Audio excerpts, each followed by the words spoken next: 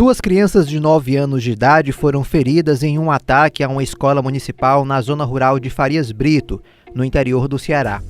A ação violenta aconteceu na quarta-feira, dia 12, e foi confirmada pela prefeitura do município. Infelizmente, esse triste episódio não foi caso isolado. Na semana anterior, uma creche foi alvo de ataques em Blumenau, no Vale do Itajaí, em Santa Catarina. 4 crianças foram mortas e 5 ficaram feridas. As notícias de violência escolar estão cada vez mais frequentes. A sociedade civil e a classe política se movimentam para tentar encontrar uma solução. Eu sou Wagner Mendes e esse é o seu podcast Ponto Poder Cafezinho.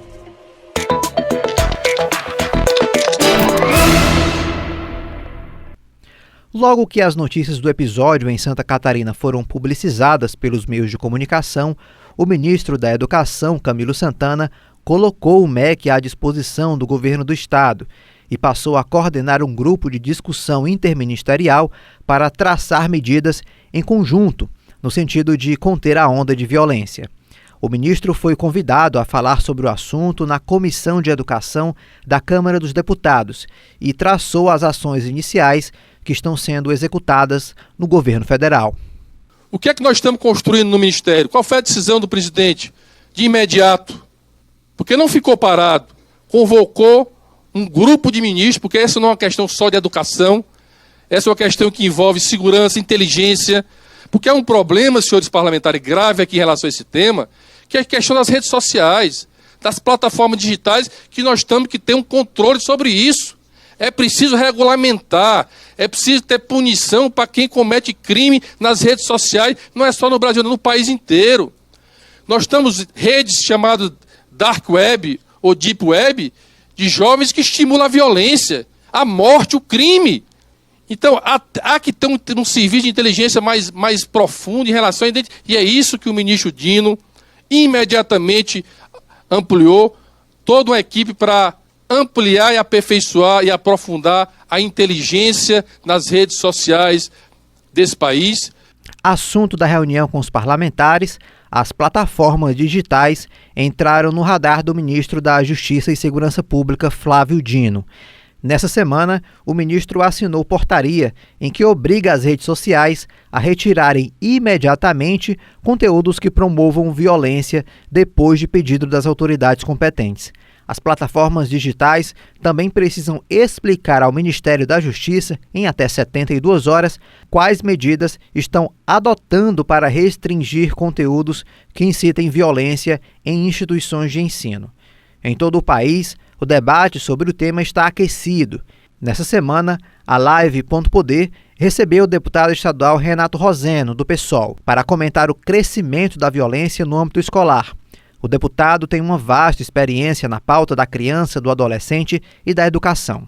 Você fica agora com a entrevista feita por mim e pela jornalista Jéssica Welma. Antes de passar a palavra aqui para o nosso convidado, Renato Roseno, vou aproveitar para trazer um pouco da trajetória dele, que é muito ligada à infância e à adolescência, para quem porventura ainda não conheça, né? O deputado Renato Roseno, ele atua na defesa dos direitos da criança e do adolescente há mais de 20 anos. O parlamentar é presidente da Comissão de Direitos Humanos e Cidadania na Assembleia Legislativa e do Comitê de Prevenção e Combate à Violência do Legislativo aqui do Ceará. Antes de ser eleito deputado estadual, ele coordenou o Centro de Defesa da Criança e do Adolescente no Ceará, o SEDECA, e a Associação Nacional dos Centros de Defesa da Criança e do Adolescente, ANSED, entidade que assessorou no monitoramento da Convenção Internacional sobre os Direitos da Criança. Também foi conselheiro titular do Conselho Nacional dos Direitos da Criança e do Fundo Brasil de Direitos Humanos. Deputado, o senhor acompanha essa discussão há muito tempo e eu aproveito para trazer, acho que a nossa pergunta geral dessa discussão de hoje, né? Qual o papel da política na prevenção à violência nas escolas? A gente acompanhou o ministro falando agora que isso é bem amplo, né? E o senhor que acompanha também essa discussão, o que o senhor destaca aí nessa aproximação das áreas? Obrigado, Jéssica, Wagner, mais uma vez. Bom, antes de mais nada, eu quero, mais uma vez, externar minha solidariedade. Minha solidariedade às pessoas atingidas, às famílias, né, à comunidade escolar brasileira, né, muito especialmente os professores e professoras e os estudantes. Esse é um tema complexo. A sua pergunta é uma pergunta muito importante. O que a política tem a ver com isso? A política, ela deve ser o espaço que define que sociedade nós queremos ser. Se nós queremos ser uma sociedade mais igualitária ou menos igualitária, uma sociedade com uma cultura mais diversa, né, uma cultura que permita inclusive o exercício da diversidade, né, uma cultura de paz ou não. É a política que define essas expectativas, né? A política, ela tem um papel também educador, né? Toda vez que eu vou à tribuna, eu estou sendo um educador, né? Por quê? Porque eu estou reverberando palavras e valores. Palavras que geram, inclusive, valores que geram ações. Se porventura a política reverbera ações e palavras muito agressivas e muito violentas, ela naturaliza a violência. Se ela desautoriza a violência, ela pode provocar, portanto, uma mudança no comportamento agressivo e violento da sociedade. A gente não pode considerar nada disso que está acontecendo como algo normal. E aí nós temos que trabalhar em dois grandes eixos. Primeiro, a escola, né, ela precisa ser um espaço protetivo e protegido. Ela precisa proteger as crianças e adolescentes, mas para isso ela precisa ser protegida também. E a escola, nos últimos anos, no Brasil, ela tem sido muito atacada, né? Ou seja, você tem vozes com grande poder político, inclusive, né, no último quadriênio, né, na última gestão federal, em que houve uma intencionalidade de colocar, inclusive, a sociedade brasileira contrária à escola pública, né? Ideias um tanto quanto exóticas, né, como, né, educação domiciliar, né, o chamado homeschooling, né, voucher, né, uma certa precarização da escola também. E não só contra a escola, mas contra os professores também. Contra a escola e contra a comunidade escolar. Você tem toda a razão. A Jéssica sublinha algo que eu quero pegar e enfatizar. Né, aquela realidade norte-americana, que era típica de uma sociedade muito armamentista, né, do culto à arma, que é de você ter um ataque em escola por semana, essa realidade é a realidade americana. Né? Essa realidade, ela parecia muito distante de nós. Né? Por exemplo, quando em 99, né, por exemplo, eu estava no SEDEC nessa época, quando em 99 aconteceu o massacre de Columbine, né, nós entendíamos, aquilo não chegará aqui. Aquilo está longe de nós. Aquilo é de uma sociedade muito adoecida e muito armamentista. Né? E nós entendíamos que a sociedade brasileira não se tornaria aquilo, porque nós rejeitávamos, nós éramos uma sociedade muito conflitiva, uma sociedade muito desagregada, muito, né, assimétrica do ponto de vista de riqueza, de poder, né, uma sociedade ainda muito patriarcal e racista, ou seja, uma sociedade ainda muito assimétrica, mas é que ela não faria aquele culto, né, às armas e a violência, em especial aquela violência espetacularizada, porque há uma característica em todos os massacres norte-americanos, é a visibilidade. Quanto maior a visibilidade, inclusive, né, maiores serão os massacres. Eles geram um efeito rebote. Daí a importância de que a política e a comunicação tenham muita responsabilidade em não gerar efeito rebote e não gerar essa espetacularização, não permitir, digamos assim, né, um certo sensacionalismo num tema que é muito sério e muito complexo. Então, nós temos que, aquilo que nós achávamos que estava muito longe de nós, se aproximou de nós. Nós temos que compreender quais são as variáveis que levaram a essa aproximação. Uma variável, indiscutivelmente, é a variável da desagregação social, né? Ou seja, uma sociedade que não gera expectativa de futuro. Né? A primeira pergunta da Jéssica é, qual é o papel da política? A política deveria gerar o seguinte, que sociedade nós somos e que sociedade nós queremos ser. Se a política não gera expectativa de futuro, se a sociedade não gera expectativa de futuro, né, tudo é possível, né? Inclusive a violência.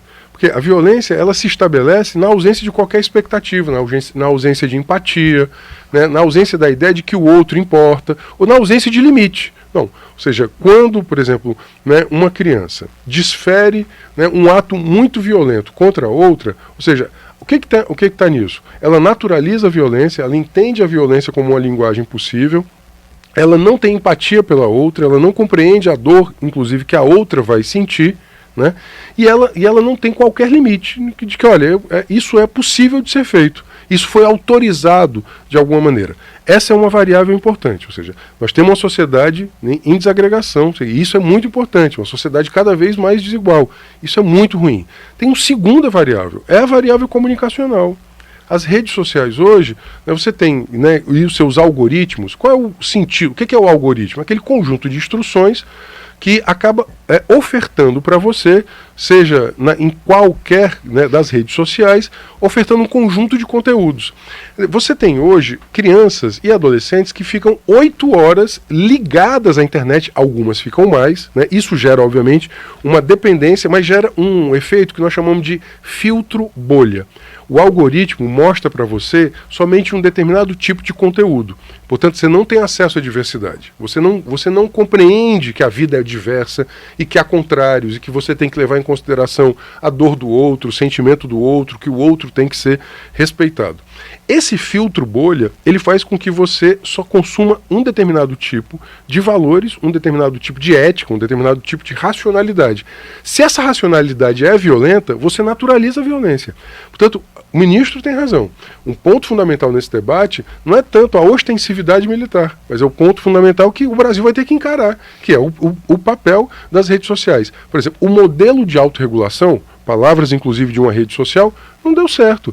O modelo que nós estamos pensando hoje, e está demorando muito de ser pensado, e o Congresso está demorando demais de editar essa lei, que é o PL 2630, eu acho que é outro papel da política, é o papel da normatização, é o papel da pactuação. É o seguinte, é o modelo da corregulação. Tem que ter código de conduta, por exemplo, conteúdos racistas, eles têm que ser tirados automaticamente, conteúdos misóginos, ameaça de morte, por exemplo. Eu ganhei 3 processos contra uma rede social, em que houve ameaça de morte a mim naquela rede social. Só que eu não descobri o autor. Veja, por quê? Porque a rede social disse que não tinha condição de fazer o log, mesmo a ordem judicial. Veja, eu sou parlamentar, advogado, conheço a lei, conheço o Marco Civil da internet, né, tinha todas as condições de fazer, e mesmo assim eu não consegui a integralidade do meu direito de ser reparado. Eu consegui simplesmente tirar a ameaça de morte, mas eu não consegui chegar ao autor da ameaça. Isso para nós é muito relevante. Em que medida? Ou seja, as plataformas elas se desresponsabilizam, elas ofertam uma tecnologia de comunicação e ela se desresponsabiliza pelos efeitos dessa comunicação. Tem um terceiro ponto, me permita, só para concluir. O terceiro ponto, depois a gente vai inclusive para a fala do ministro da Justiça e Segurança sobre essa questão da responsabilidade das redes sociais que o senhor trouxe. Mas vamos fechar aqui os pontos que é importante. O terceiro é saúde mental, indiscutivelmente. Veja, é uma sociedade que está adoecendo a partir das suas primeiras gerações. Veja, o ataque à escola, ele não tem uma racionalidade, né? Ele tem o quê? Ele tem determinados sinais. Vamos pegar um caso concreto, para não ficar muito conceitual. O caso lamentável, trágico, da professora de 71 anos que foi assassinada por um adolescente de 13 anos. Né? Aquele adolescente, ele tinha dado todos os sinais possíveis e inimagináveis de que ele estava num processo de adoecimento muito grande. Muito grande.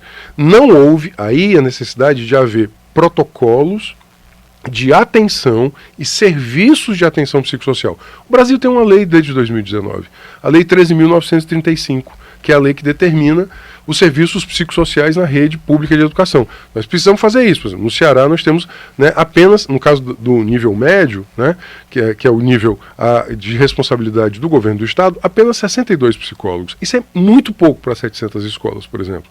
Né? Tanto estudantes em situação de adoecimento, como professores também, que precisam muito de atenção.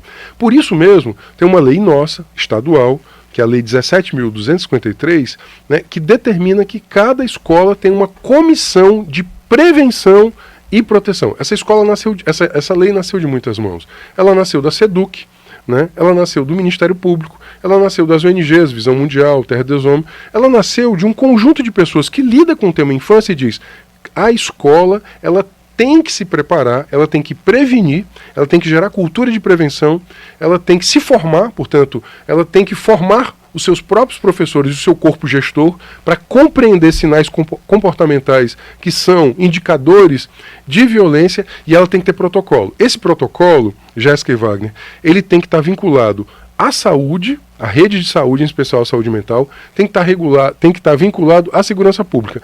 Uma situação em que se pode prevenir, a escola pode prevenir. Ou então ela vai ter que acionar o Conselho Tutelar, ela vai ter que acionar a saúde mental, o CAPS. No limite, ela vai acionar a segurança pública. Por quê? Porque vai ter aquela situação limite que, de fato, vai ser necessária a intervenção. Mas a ideia da comissão é gerar uma cultura preventiva. Repito, a escola tem que ser um lugar protetivo e protegido. Pois é, antes da gente falar desse tópico da saúde mental, que é muito importante nessa discussão, a gente vai voltar para o segundo ponto, que é esse controle das redes sociais, porque o ministro da Justiça e Segurança Pública, o Flávio Dino, numa entrevista na quarta-feira, ele ressaltou que o governo federal vai criar uma portaria para apurar a responsabilidade de redes sociais, né, nesses ataques às escolas. Ele ressalta, inclusive, que o país vive uma epidemia de ameaças que alarmam a família e a comunidade escolar, e isso é inadmissível. Então a gente vai acompanhar um trechinho da fala do ministro. No âmbito desse processo administrativo que será instaurado amanhã, a Senacom vai requisitar das plataformas relatórios sobre as medidas que eles estão adotando ou adotarão sobre, em primeiro lugar, medidas proativas, ou seja, não basta dizer que está aberto a receber as solicitações da polícia ou do Poder Judiciário. Medidas proativas dessas empresas. 2, como eles estão atendendo às requisições das autoridades competentes. E 3, quais são os protocolos que eles estão editando em face dessa situação de crise vivenciada no território nacional.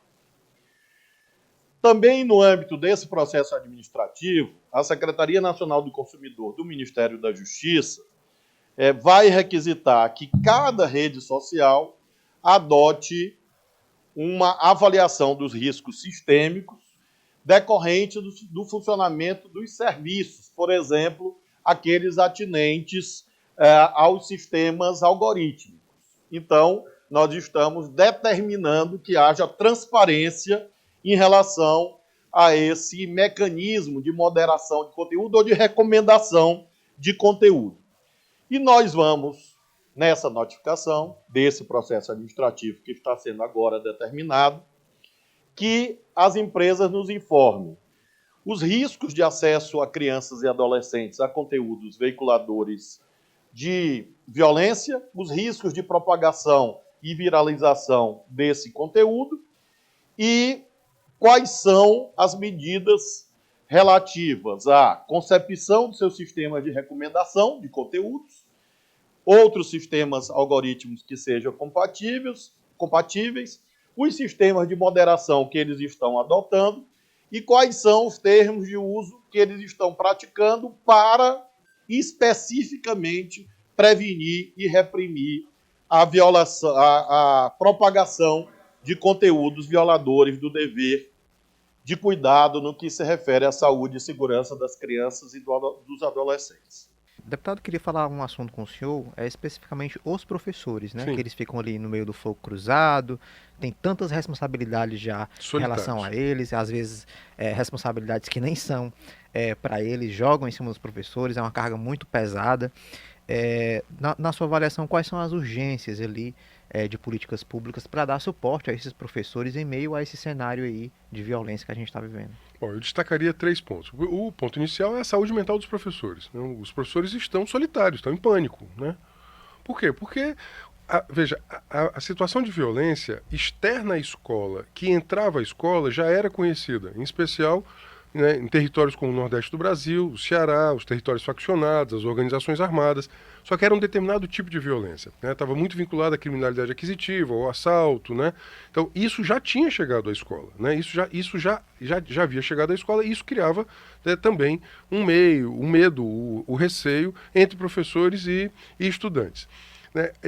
Agora, esse tipo de violência entre pares, entre estudantes, né? Estudantes atacando o professor, estudante atacando aluno de maneira letal, esse é um outro patamar, que isso vai gerar mais receio, vai gerar mais pânico, isso pode gerar, obviamente, também um grande adoecimento. Então, a primeira coisa é acolher o professor e a professora, assim como deve ser acolhido o estudante e a sua família, né?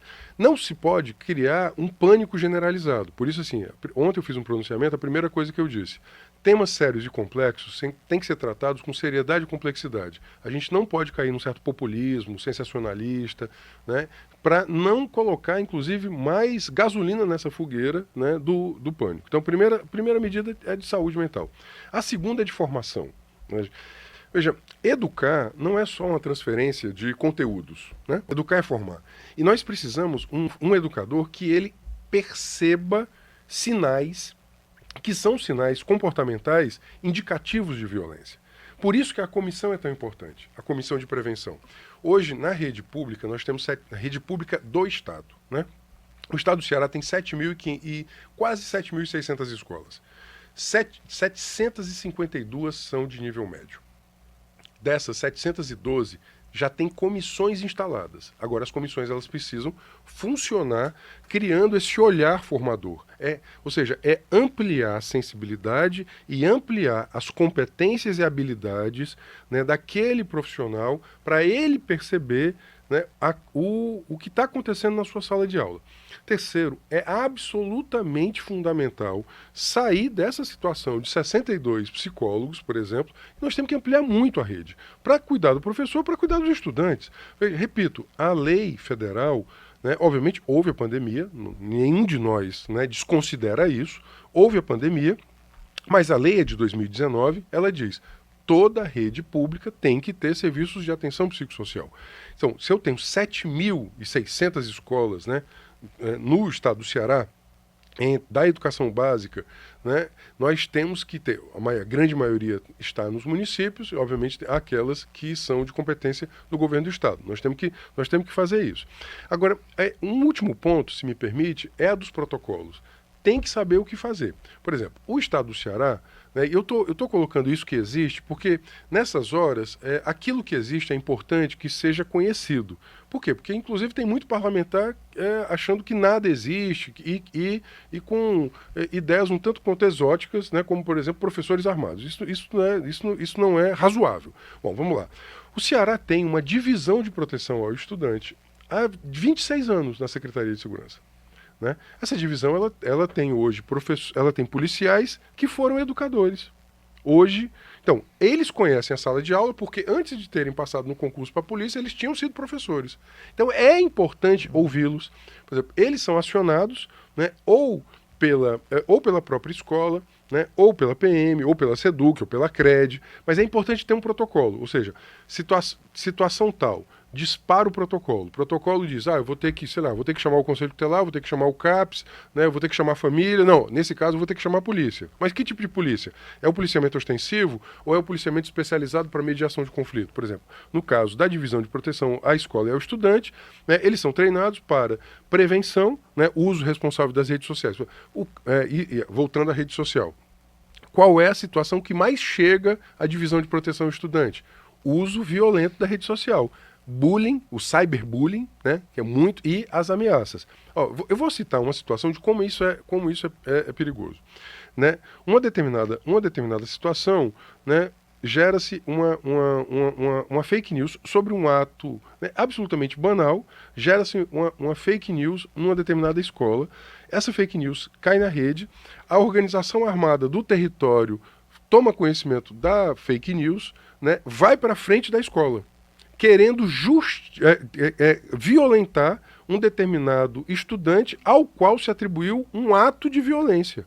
Quando tudo isso não era mais do que uma fake news. Isso é um caso concreto, né, agora de Fortaleza. Veja o tamanho, ou seja, você poderia ter a morte de um adolescente por causa de uma fake news no interior da escola. A divisão foi acionada e mediou o conflito. Isso não é, né? Reestabeleceu a verdade. Nós temos o COPAC, ele tem mais ou menos 7 anos. O COPAC tem um grupo de segurança escolar. O COPAC é um batalhão especializado em mediação. Ele já tem 7 anos. Então, já tem 7 anos que tem um GSE, que é o Grupo de Segurança Escolar. Nós temos que ampliar isso também, nós temos que regionalizar. Por exemplo, a DIPRE, ela está em Fortaleza. Né? O COPAC, ele já tem em algumas regiões. A gente precisa ampliar isso. O que está faltando? E aí eu já requeri isso. Falta a gente ter o procedimento operacional padrão, aquilo que a gente chama de POP, Ou seja, qual é o procedimento operacional padrão? Se você é diretora, se você é diretor, você diz assim, o que eu tenho que acionar agora? Né? Chegou a situação limite, o que eu devo acionar agora? Você tem que classificar a situação, você tem que chamar aquela situação. Agora, a questão central é que a escola tem que ser um lugar de cultura de paz. Né? Ela não pode ser vista como inimiga, né? Portanto, é necessário valorizar a escola. Ela tem que ser um lugar em que as pessoas tenham suas melhores memórias. Lembre das suas infâncias, vocês dois. Lembre das suas infâncias. Né? Eu arriscaria dizer que algumas boas memórias foram do tempo da escola. Então é muito importante que a escola seja esse lugar, o lugar da cultura de paz, o lugar em que se aprenda o respeito, em que se aprenda a diversidade. Agora, para isso a gente vai ter que, portanto, abraçar mais a escola, proteger mais a escola e torná-la um lugar mais protetivo. Repetindo, né, o ponto que Jéssica levantou no início, se nós repetirmos, né, a trajetória norte-americana, a gente vai falhar. Os Estados Unidos nunca investiram tanto em vigilância armada, né, das escolas.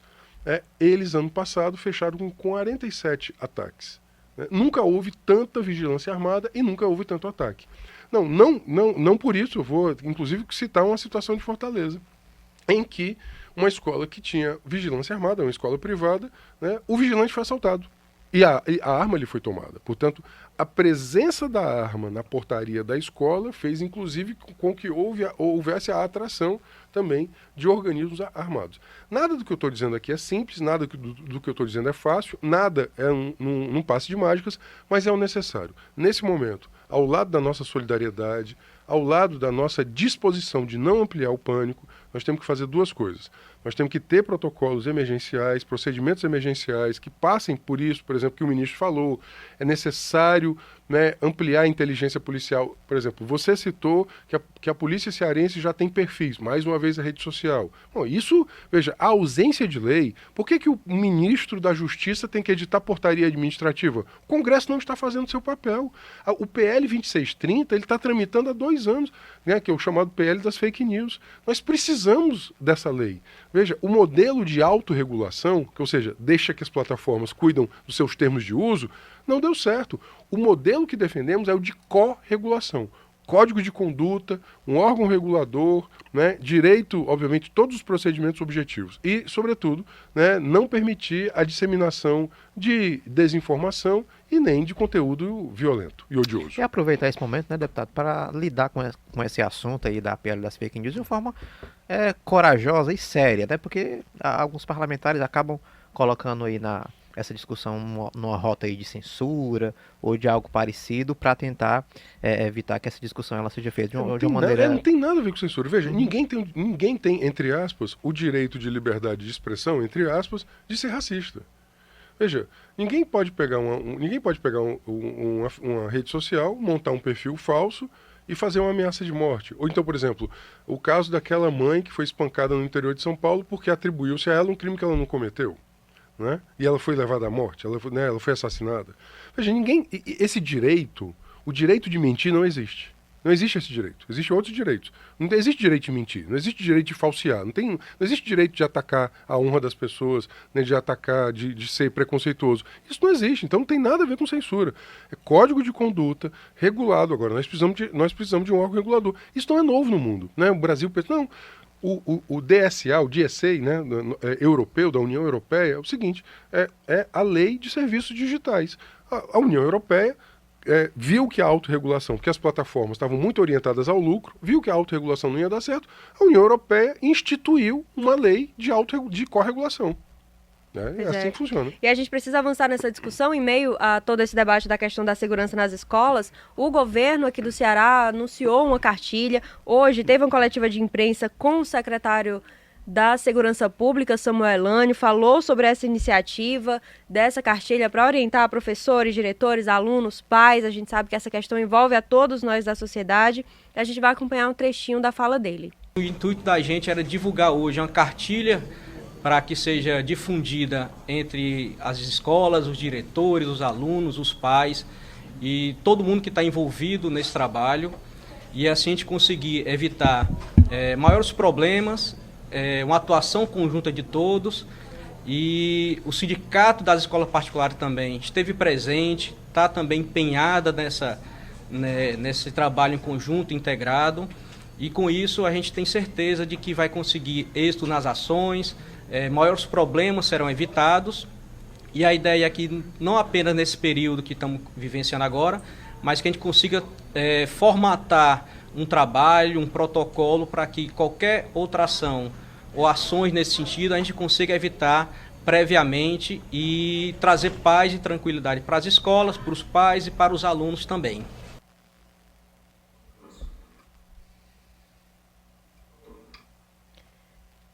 A gente acompanhou a fala do secretário da Segurança Pública sobre essa cartilha, tem alguns pontos de destaque, Wagner, inclusive para a denúncia. Exatamente, tem um contato 3101 0181 ou então o 181 para fazer algum tipo de denúncia de algo suspeito, né, nas escolas que seja identificado. Mas a cartilha também traz algumas recomendações, né, em relação ao cuidado com esse assunto nesse momento. O governo do estado diz que tem feito rondas, né, nas escolas, próximo das escolas, também diz que tem feito ali um trabalho de inteligência na internet, justamente mapeando esses possíveis discursos de ódio ou qualquer tipo de organização ali que se tenha para planejar, né, ou executar esse tipo de violência. Faz algumas orientações às escolas que deve se manter as aulas, aumentar também o controle de acesso às escolas, né? Não, por exemplo, o deputado acabou de falar aqui que tinha escolas sem vigia, né? Sem um porteiro ali, simplesmente. É uma recomendação da cartilha justamente aumentar esse controle a esse acesso, fazer a denúncia se houver aí a necessidade, e também de mapear o comportamento atípico ou histórico de violência desses alunos, né? Aos alunos, a cartilha pede que não espalhem fake news, né? Informações ali que não sejam confirmadas. Isso também vale para os pais, naturalmente, para a comunidade, para a sociedade. Pede para não praticar bullying, né? E que haja um diálogo mais franco, mais próximo com os professores. Em caso de ocorrência, naturalmente chamar 190. Né? Esses são os principais pontos da cartilha divulgada pelo governo do estado. Ressaltando aqui os números, o 181 para a denúncia e esse outro contato é um WhatsApp, inclusive, que é o DDD 85 3101 0181. Tem mais informações sobre isso, a cartilha está disponível lá no site do Diário do Nordeste, pode entrar lá para acompanhar, compartilhem. Informação importante, informação relevante, devidamente apurada, checada por órgãos oficiais, a gente precisa sim compartilhar. Eu aproveito para trazer essa discussão, deputado, porque esse combate ao discurso de ódio não é de agora, mas é uma luta que tem avançado muito pouco no Legislativo, como o senhor mesmo já destacou, e na atuação do senhor como parlamentar. Quais são os pontos mais urgentes que o senhor elenca? E, inclusive, quais são os destaques para a gente pensar nessa comunicação da comunidade escolar, na comunicação da família com as crianças, em relação a se conscientizar sobre não espalhar boatos, não espalhar informação que não é devidamente apurada? Na atuação do senhor, o que o senhor ressalta nesse ponto como destaque, prioridade da discussão no momento? O fundamental tem sido a nossa ação no Comitê de Prevenção à Violência. Ele é um órgão vinculado à Comissão de Direitos Humanos, eu presido a Comissão de Direitos Humanos e presido o Comitê de Prevenção à Violência. Qual é o nosso papel? Produzir informação de boa qualidade, você tem toda a razão. Informação de boa qualidade combate a violência. Por quê? Porque a violência, vou dar um outro exemplo também, né? Porque a gente vai tanto à escola que a gente tem muitos exemplos. Um estudante, a tom de pilhéria, de brincadeira, ele simula por baixo da camisa o que seria uma arma de fogo. Era só o dedo dele, isso gera, né, uma situação de WhatsApp que gera pânico, que chega num pai, que chama a polícia adentra a escola, quando vai ver ele estava na sala de aula assistindo aula normalmente e não tinha compreendido, veja só, o que a informação pode disparar. Pois bem, nós produzimos evidências. Se você que está nos vendo quiser, né, mais dados sobre violência, em especial sobre violência letal, acesse cadavidaimporta.com.br, cadavidaimporta.com.br. Nós temos mapas, nós temos um conjunto de recomendações de prevenção à violência, né? O que nós fazemos? Nós produzimos pesquisa, informação de boa qualidade e produzimos recomendações. São cartilhas com recomendações de como prevenir a violência. E a escola, ela é fundamental. Se você tem ideia, 73% dos adolescentes que morreram em Fortaleza, eles estavam fora da escola entre 6 meses e 2 anos. Ou seja, a escola é comprovadamente um anteparo à violência, por isso que ela é protetiva e tem que ser protegida. Isso para nós é muito importante. Da mesma forma, se você tiver também alguma situação de violação de direitos humanos, por exemplo, situações de bullying, né? Nós temos recebido isso na Comissão de Direitos Humanos. Nós temos um Zap da Cidadania, né, que é o 9952-4700, é um telefone institucional da Assembleia Legislativa, voltado à Comissão de Direitos Humanos, 9952-4700. Nós recebemos muitas denúncias, temos recebido denúncias, por exemplo, de bullying, cyberbullying, né? Temos levado a Polícia Federal e a Polícia Civil para a investigação e também ido à escola para conversar na escola com a comunidade escolar. Nós fomos a 170 escolas nos últimos anos, né? Amanhã eu estarei numa escola. Né? Amanhã eu estarei numa escola e nós vamos fazer de novo aquilo que a gente tem feito, né, nos últimos anos. Conversar com a escola sobre a prevenção à violência, porque nós temos um ponto, um pilar fundamental. Deputado, inclusive um papel importante do Legislativo, que além de estar no plenário da Assembleia, no prédio legislando, naqueles debates, é esse papel de estar presente também. Bastante. Eu vou muito à escola. Eu vou à escola com o tempo, para escutar os estudantes e escutar os professores. Então, veja, é muito importante. E eu posso lhe dizer, assim, do fundo do coração, eu já encontrei preciosidades.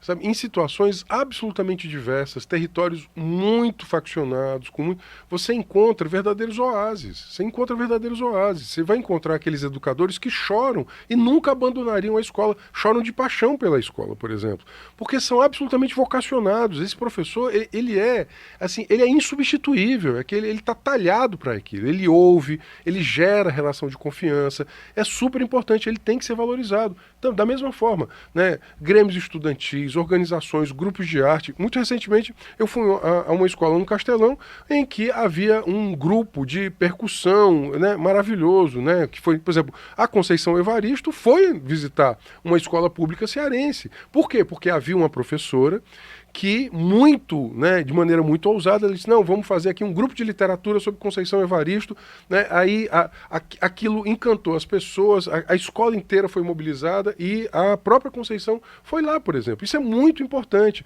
Por quê? Porque você gera expectativa de futuro.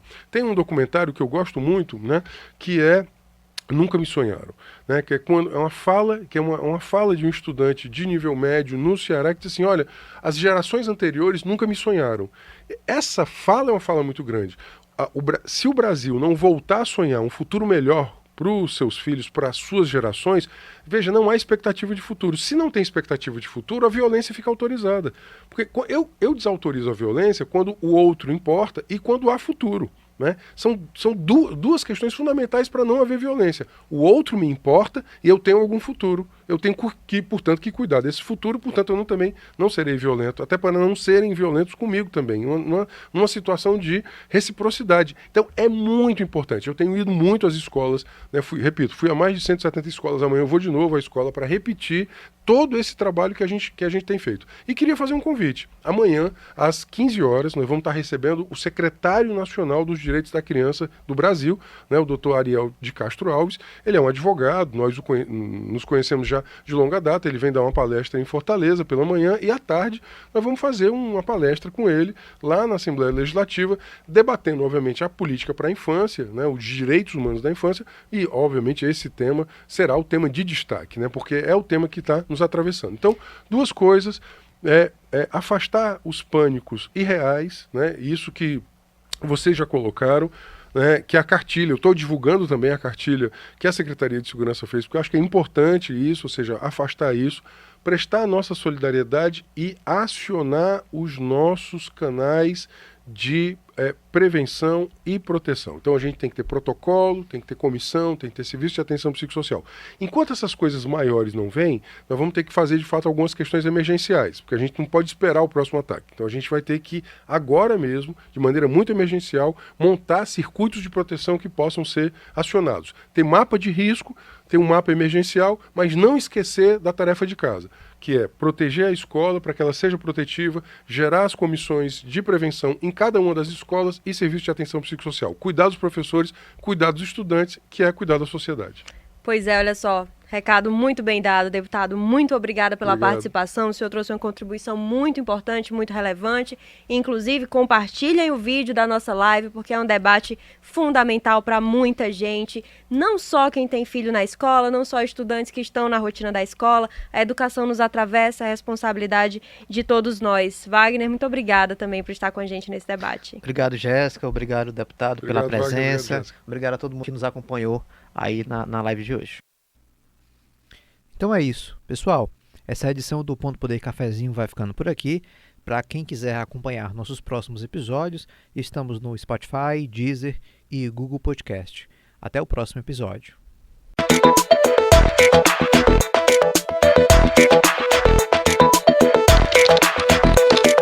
Ponto Poder.